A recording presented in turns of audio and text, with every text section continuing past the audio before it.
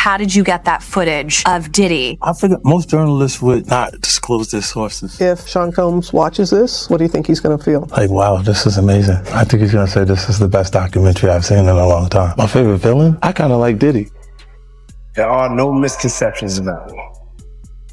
50 Cent's new Netflix documentary dives deep into the dramatic rise and collapse of Diddy, debuting Tuesday, and instantly commanding global attention with explosive revelations, never-before-seen archival footage, and unfiltered perspectives from former insiders, delivering a sharp, high-energy exposé that pulls viewers straight into a powerful world few have ever witnessed.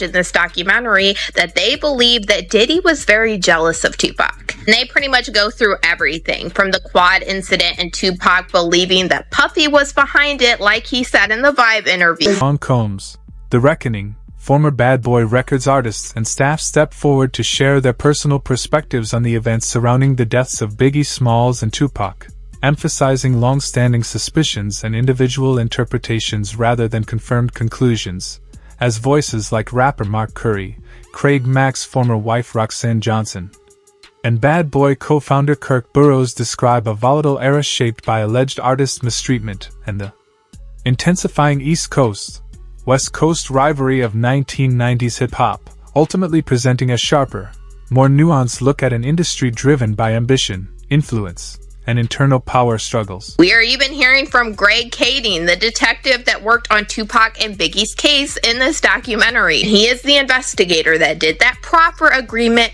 with Keefe D way back in 2008, where Keefe D alleged that Diddy tried to offer him $1 million to take out Tupac and Suge Knight. And Tupac's trial with Keefe D is coming up very soon in early 2026. And we know that Diddy's name has been dropped at least 200 times during these proceedings already. Suge and Puff created the atmosphere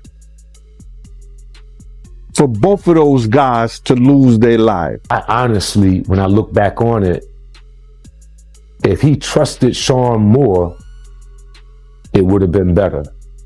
But he didn't trust him as much as the way Sean says they were best friends after he was dead. No, I didn't see that during the time we were working with. The documentary keeps escalating with one stunning disclosure after another, locking in its reputation as one of the most hard-hitting and unflinching examinations ever produced about Diddy, while his real-world situation remains equally intense, as he is currently held in a federal facility in New Jersey serving a 50-month sentence following convictions earlier this year tied to unlawful transportation offenses, even though a jury cleared him of several heavier accusations, a legal outcome that has done little to quiet the storm surrounding his name, especially since late 2023 when his former partner Cassandra Ventura filed a widely publicized civil lawsuit alleging long-term mistreatment, a move that triggered a surge of additional legal claims still making their way through the courts as Diddy continues to firmly deny all wrongdoing. Combs have now sent a cease and desist letter to Netflix. That's right. They are demanding it not release a docuseries featuring the embattled mogul. This documentary doesn't just rehash old claims. It escalates the narrative by introducing new assertions that reignite headlines and intensify public debate, strengthened by rare behind-the-scenes footage captured in a New York hotel room just days before Diddy's arrest, filmed by a videographer he personally commissioned, showing private moments of him conferring with legal counsel and responding to the relentless pressure of non-stop media attention, ultimately giving viewers a raw, unfiltered look at how the growing coverage was actively shaping, rattling, and redefining his public image away from the spotlight. We have to find somebody that'll work with us that has dealt in the dirtiest of dirty business. We're losing.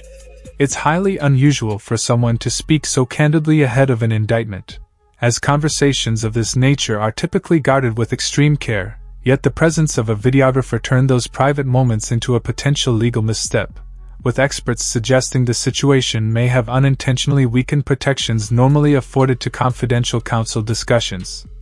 A concern amplified when Diddy's legal team later told NBC News that the recording was never approved, that they do not know how Netflix acquired the footage, and that the videographer was contractually obligated to keep all material private under strict confidentiality agreements. Why it's coming out now is we wanted to wait, to get through all of the legal proceedings, the criminal trial, and it spans, it's four parts, and it spans over 30 years of pop culture, his life.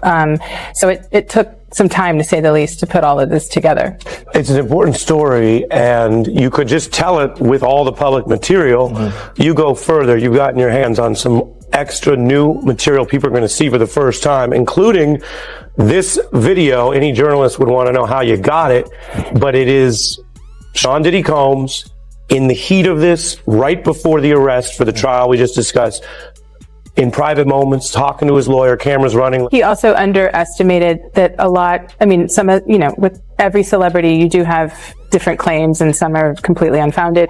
But I think that some of these lawsuits, there's receipts. Mm-hmm. And there's footage and there's voice recordings. And I think that for a man, it's also very interesting, for the culture of hip hop, so many artists record themselves, and they probably, when they were, recording themselves in 2005, never saw the year 2025 and how accessible that media would be to actually make a case for things. And I think that's a big part of the gumbo of Sean Combs. The series further amplifies perspectives from Diddy's inner circle, spotlighting former collaborators, artists, and close associates who offer rare insider reflections on his ascent and reach, with voices like Aubrey O'Day from Making the Band sharing first-hand experiences that add weight and dimension to the story, exposing the layered realities, pressures, and contradictions of working in close proximity to one of hip-hop's most dominant and influential figures. Diddy documentary, I'm waiting the whole time for Aubrey O'Day to reveal some major story that happened between her and Diddy. 3 episodes in, she's basically just talking about Diddy in a very general way. It isn't until the 4th episode that Aubrey reveals a witness walked in on Aubrey O'Day completely inebriated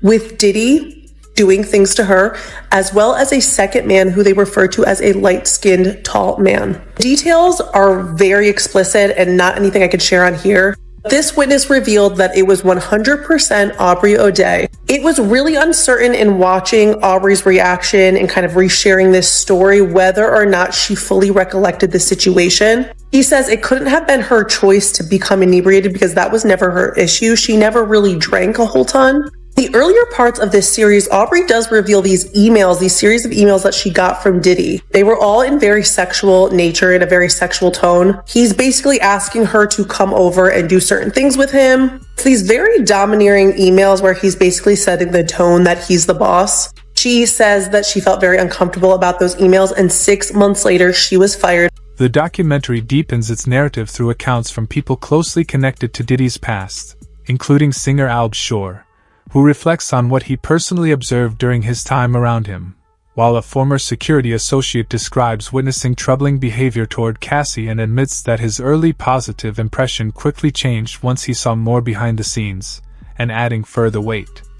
A Bad Boy Records co-founder claims he once held a significant ownership stake in the company before being pressured into surrendering it under intimidation, an experience he says upended his life, leaving him isolated and shut out of the industry just as the label expanded into a worldwide powerhouse. We were renegotiating Bad Boy. We had gotten over CCNY. It looked like the coast was clear. We were renegotiating with Arista. We were about to get a step up in the money. I had 25% of the company. I didn't know why he needed to get that back from me and then give it back to me again. I didn't understand that. That's like a trick. Like, okay, here, I gave it to you, now give it back, and don't worry, I'm gonna give it right back to you. I didn't want to give it up. So he came into my office one day unexpected, him and Kenny Marsalis, they had it planned out. Kenny had the briefcase with all the stock certificates in it, and Diddy had the bat. Not like, I'm gonna beat the shit out of you with the bat, but he had the bat like, man, we got to do this. This has to happen. I didn't feel I was going to get beat down in that office, in all honesty. I got people that could jump out of the shadows in a minute. I wasn't threatened by him.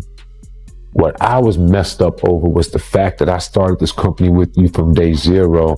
And now the one solid thing that you told me I had, you want to take that back and do a return to me on that at this critical time that we're renegotiating and getting a step up on the contract. When he told me it was about all of that renegotiating and that I should trust, I did, begrudgingly, angry, upset. It wasn't right. I did it. He got the stock back. I went on, tried to get over that, kept doing my job, doing what I had to do, delivering everything. And once again, I was caught up in the job. I forgot all about it. And next thing you know, we had the snafu. I was fired. And he just said, oh, okay, bye.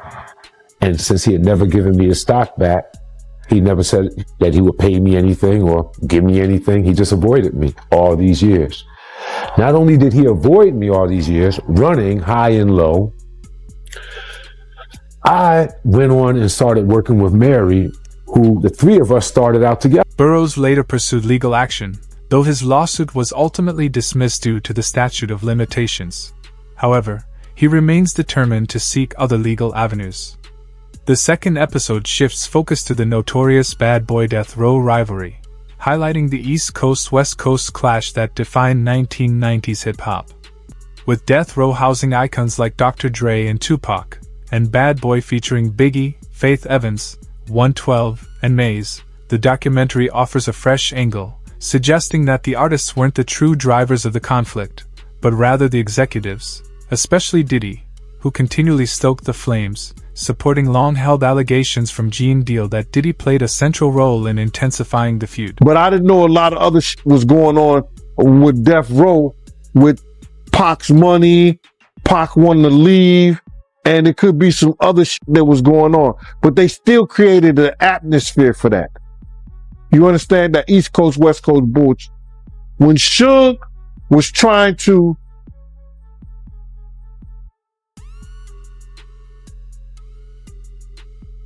use the New York guys to, okay, man, come on, let's make some sense of this shit.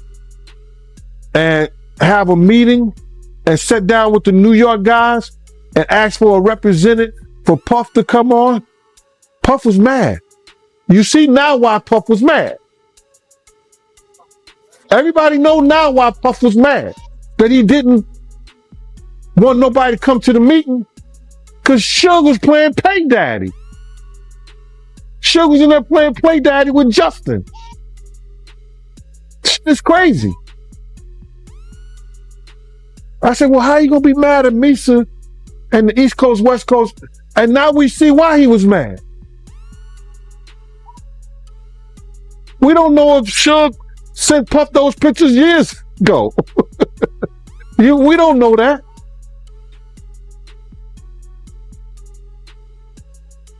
But that's why Puff didn't send a representative when Zipman was asking him, man, let me represent, just let me know. Nah, man, F that.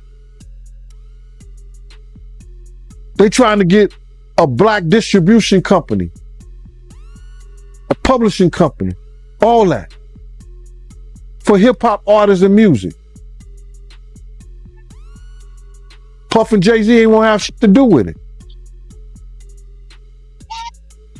And look who get rewarded behind that. So, to answer your question,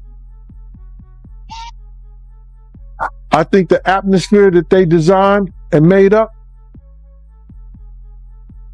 led to what we know was the East Coast, West Coast war. And both of them had some responsibility in that. The documentary suggests that the rivalry between Bad Boy and Death Row quickly escalated into something far beyond music, transforming into what it describes as a full-fledged gang war. The series claims that Bad Boy and Biggie were aligned with the Crips, while Suge Knight and Death Row had ties to the Bloods. At the heart of this volatile situation, the film suggests, was Diddy, who allegedly had connections to the notorious drug figure Dwayne Keefe D.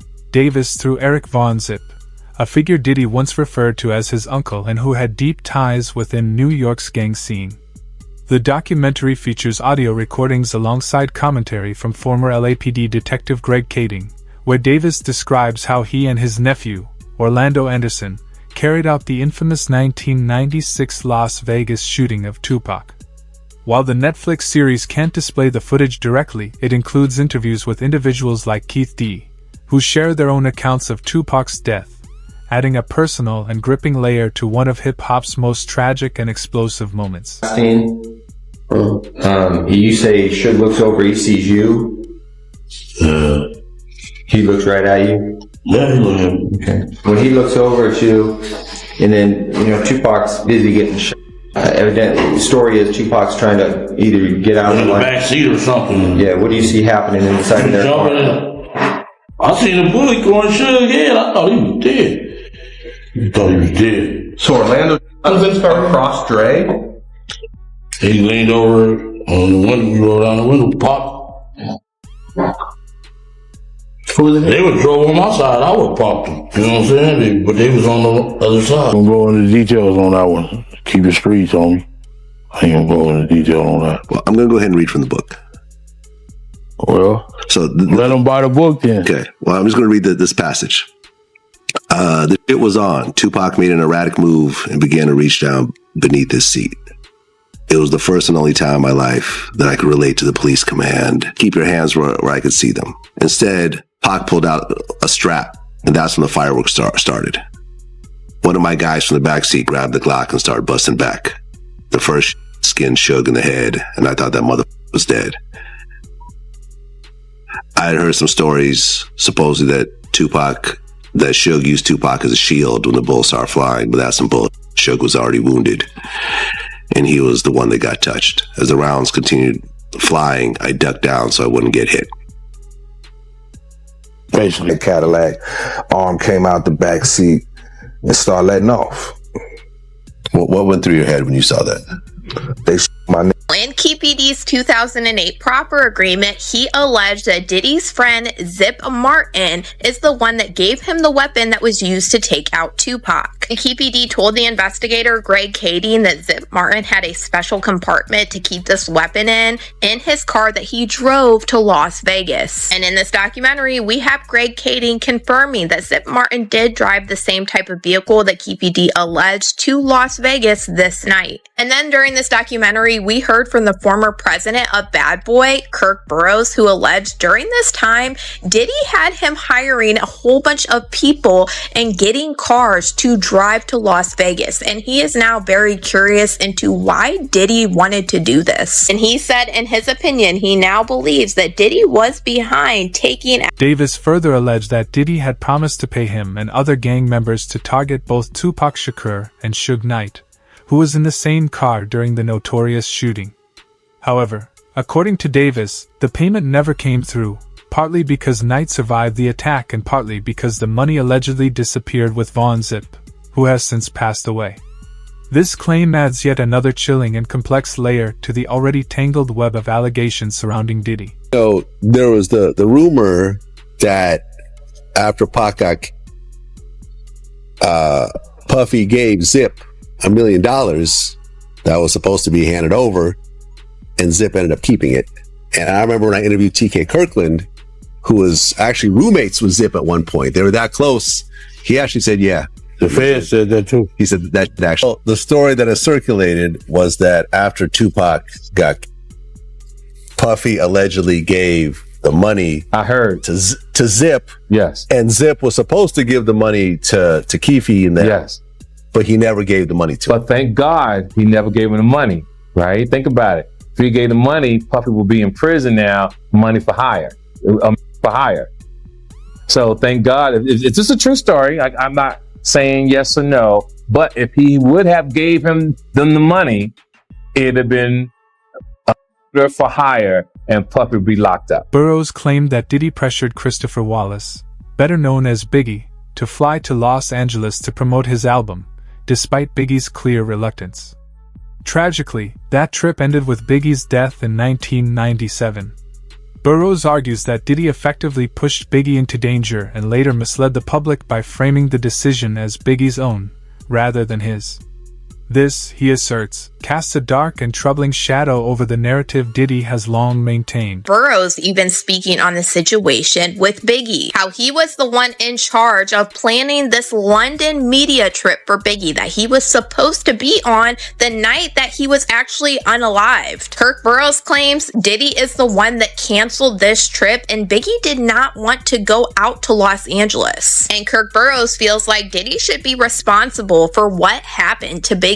What Kirk Burroughs alleged next is what's really chilling. He said something that we have heard alleged many times, and he said that Biggie was actually leaving Bad Boy Records shortly before he passed away. Kirk Burroughs alleged that Biggie already signed the paperwork to get out from underneath Bad Boy. Then Kirk Burroughs went on to allege that after Biggie passed away, Diddy came to him and told him to change the terms in the contract that Biggie signed. And he claimed that he was so calculated that he told Kirk Burroughs to just switch out the middle pages. That way on the last page, Biggie's signature would still be there. That way Diddy could allegedly keep racking up money. Kirk Burroughs also exposed that Diddy's relationship with Biggie was far from the close, supportive bond Diddy has long portrayed. According to Burroughs, they weren't particularly close, and Diddy showed little regard for Biggie's safety, painting a troubling picture that starkly contrasts with the carefully crafted public persona Diddy has worked hard to maintain. Deal was it, man, for Biggie to go to LA so soon, knowing that Tupac got killed 6 months earlier? The award show season was up. We had to go out there to participate in that. We had records that were nominated. We were a budding, launching company that already launched and we were successful. We could not go. But Biggie did have an inconvenience. He had a car accident. I think it was in Brooklyn, maybe downtown Brooklyn. He had a broken femur at that time. And he was recovering from that. Big sized person, could not really sit comfortably in a plane, not even first class, with a cast on. It was uncomfortable. He was talked into going to the LA portion of the trip so that he could be out there ahead of time. He was out in LA so there wouldn't be a big rush and bustle to get him there. So I think he was out there for a good week and a half ahead of time leading into the event. So being out there, we came to follow up and to have that night. And then he was supposed to, as per Arresta's marketing department, Arista, one of the best labels and distribution companies that you can have to back you, the legendary Clive Davis, who's backed so many artists, believed in Bad Boy so much, he put together a marketing campaign that was never seen before that campaign and still wasn't seen, but it was put together so that Biggie could receive a international press junket in London with all press from around the world meeting him that Saturday, Sunday after the Friday award show night. He was supposed to go on an international flight with me. We have the itinerary still to this day. He was supposed to leave that early morning, go to London, and we would be out there for 2 or 3 days, and then he would go back to New York and go home. Diddy called Sean P. Diddy, whatever his name was during that time, called late Friday night, early Saturday morning, saying he's not going to London. Call Arista, cancel it. You go. You represent it. You go. He's not going. He wants to stay here in LA. You have a budget for everything that you do.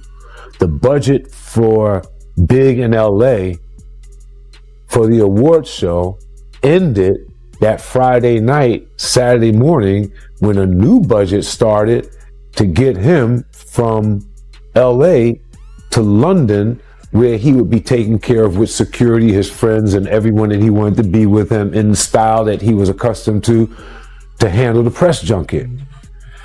When that didn't happen, that budget was never opened. The budget for LA ended, and there was a great need for security that Saturday night, and he was out without that security. The beef up. And we lost him. And in that decision, what it put us in, that decision put us in the worst situation that we could have ever been in. We lost our number one talent. We're on a West Coast where we're surrounded by enemies. who told us not to be here. We really shouldn't have been there, but we were. Now we have to get out of there. At that time, I brought most of the company with me. I had a lot of interns, young people. I had to account for them with their parents. We had to get them home. That weekend, I think we had to get Sean out first. 1, 2, 3 steps in the trunk of a car, moving out the city limits to another airport on that flight out. I stayed until Sunday-ish or so, making sure all the interns, all the executives, every last one of the kids that was out there with us was back east. And then we had to make preparations for Big's family to know where he was at, for them to make preparations to bring him back home a week or so later. So that was the job. And then I slowly... Biggie's mother has openly stated in interviews that she believes Diddy may have played a role in her son's untimely death, injecting a deeply personal and chilling perspective into the ongoing allegations.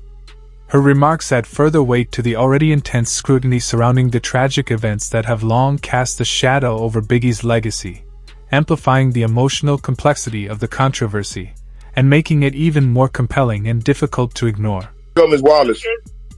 Gene Deal. Hey, Ms. Wallace, Gene Deal. Oh, hi, Gene. How are you? All right, man. You know I ain't seen you since I came to your house and had that conversation with you. How you been? You all right? I've been okay. I've been watching you on Facebook. I'm sorry, Ms. Wallace. I'm sorry I had to do what I had to do, but you know, it is what it is. Okay, I know you do. Thank you, Ms. Wallace. Like I told people, I said if Ms. Wallace would have called me and told me to shut it down, I would have shut it down. Ms. Wallace ain't called. She knew how to get in touch with me. If Ms. Wallace didn't tell me to shut it down, I'm going to keep doing it because I respect you, Ms. Wallace. Do what you do.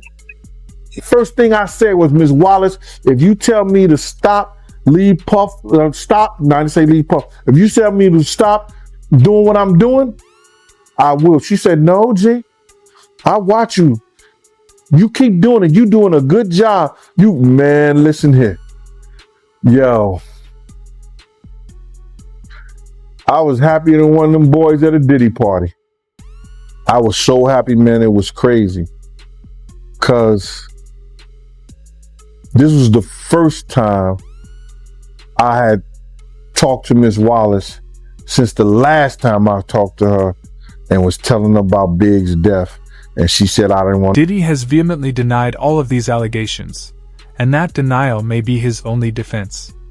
However, if even one of these cases gains momentum or unravels, it could shatter the meticulously crafted public persona he has spent decades constructing, leaving his reputation vulnerable in ways few could have anticipated. Have Greg Kading getting into what happened with Biggie. And Greg Kading alleged that Diddy wasn't helpful at all in the investigation into what happened to Biggie. We saw a lot of different records being put on the screen where it said he did not want to give any more info at this time, and this was at the hospital where Biggie passed away. And I also noticed this document that flashed on the screen that was from investigator Russell Poole. And Russell Poole said that he called Miss Wallace to update her on the investigation and that she was frustrated and angry that no one had been arrested for her son's unaliving. After bringing her up to date on the case and explaining our frustration with the lack of cooperation from Puppy Combs, Bad Boy Entertainment, plus Biggie's own entourage's lack of further assistance in the investigation,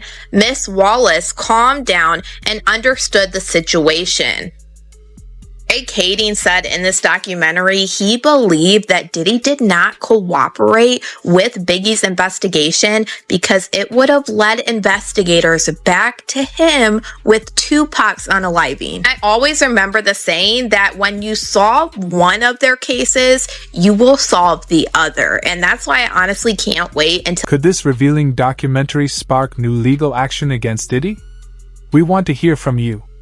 Drop your thoughts, theories, and predictions in the comments, and join the conversation on what might unfold next in this high-stakes saga that has everyone, fans and critics alike, on edge.